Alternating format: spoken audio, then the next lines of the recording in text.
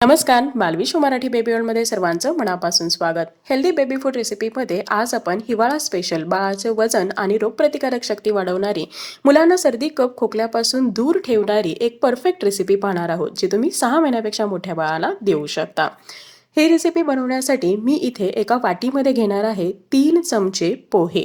बरेच जण विचारतात की पोहे बाळासाठी पचायला जडतर होत नाहीत ना? तर बिलकुल नाही. पोहे हा तांदळाचाच एक भाग आहे, त्यामुळे बाळाला तुम्ही पोह्यांचे पदार्थ जरूर देऊ शकता. हे पोहे मी छान आता 2 ते 3 वेळा धुवून घेणार आहे आणि त्यानंतर यामध्ये थोडंसं पाणी घालून हे आपल्याला भिजत ठेवायचे आहेत.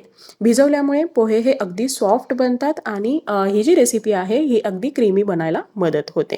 तुम्ही ते पाहू शकता, मी थोडंसं पाणी घालून हे पोहे भिजत ठेवलेले आहेत. आपले पोहे इथे छान भिजलेले आहेत. आता आपल्याला काय करायचं आहे, हे जे पोहे आहेत हे पोहे एका मिक्सरच्या भांड्यामध्ये काढून घ्यायचे आहेत. शक्यतो इथे अगदी जे छोटं आपलं मिक्सरचं भांडं असतं की ज्यामध्ये स्मूथ प्युरी होईल ते भांडं इथे वापरा. सर्दी झाल्यानंतर मुलांना थोडंसं जाडसर किंवा चावून खायला नको वाटतं, त्यामुळे या भांड्यामध्ये जर तुम्ही करत असाल तर अगदी स्मूथ प्युरी होईल. त्यानंतर मी यामध्ये घातलेली आहे 1 खजूर बारीक तुकडे करून आणि त्याचबरोबर 1 छोटं गाजर खिसून घेतलेलं आहे. हे सुद्धा तुम्हाला या मिक्सरच्या भांड्यामध्ये टाकून घ्यायचं आहे. त्याचबरोबर यामध्ये मी घातलेली आहे 1 चमचा ड्रायफ्रूट पावडर. ड्रायफ्रूट पावडर कशी बनवावी याची रेसिपी ऑलरेडी चॅनलवरती आहे, तुम्ही पाहू शकता.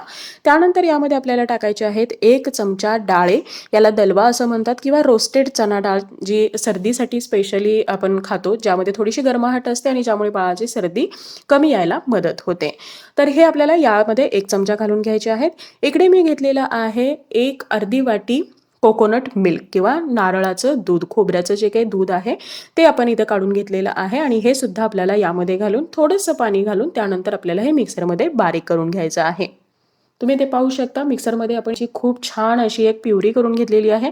अतिशय क्रीमी आणि तेवढंच याचं जे टेक्स्चर आहे हे अगदी मऊसर आहे. अगदी छोट्या बाळाला म्हणजे 6 ते 8 महिन्याच्या बाळाला सुद्धा तुम्ही हे परफेक्टली देऊ शकता. तर या पद्धतीने तुम्हाला ही छान प्युरी किंवा याची एक स्मूथ पेस्ट अशी बनवून घ्यायची आहे. यानंतर मी इकडे एक पॅन गरम करायला ठेवलेला होता. पॅन हलका गरम झाला की त्यामध्ये आपण हे जे बारीक केलेलं सगळे पदार्थ होते हे पदार्थ यामध्ये घालून घेणार आहोत. इथे तुम्हाला पाहू शकता की थोडेसे जे खजूरचे तुकडे आहेत तर ते दिसतात, तर ते तुम्हाला काढून घ्यायचे आहे, ज्यामुळे बाळाला यामुळे चोकिंग होणार नाही. बाळ खूप लहान असेल तर त्यामुळे बाळाला त्याचा त्रास होणार नाही.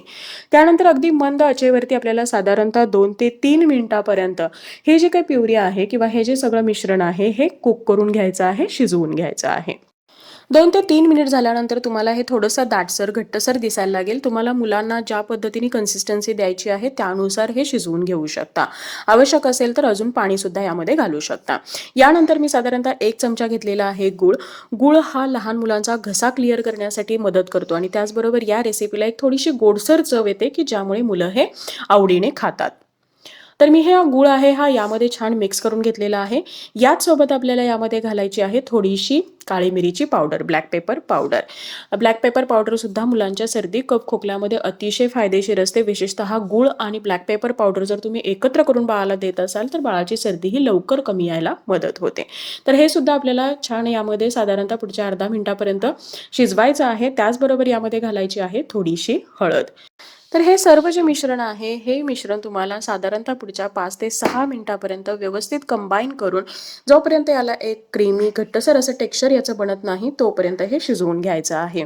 ज्यामुळे हे छान असं तुम्ही पाहू शकता, इथे खूप छान याचं हे टेक्स्चर बनलेलं आहे. तुम्हाला याची कन्सिस्टन्सी शक्यतो पातळच ठेवायची आहे, कारण सर्दीमध्ये मुलं हे घट्टसर किंवा थोडंसं जाडसर जे पदार्थ आहेत हे खायला नकार देतात. अशा वेळी या पद्धतीने जर तुम्ही पातळ बाळाला बनवून देत असाल तर बाळ हा आवडीने खाईल.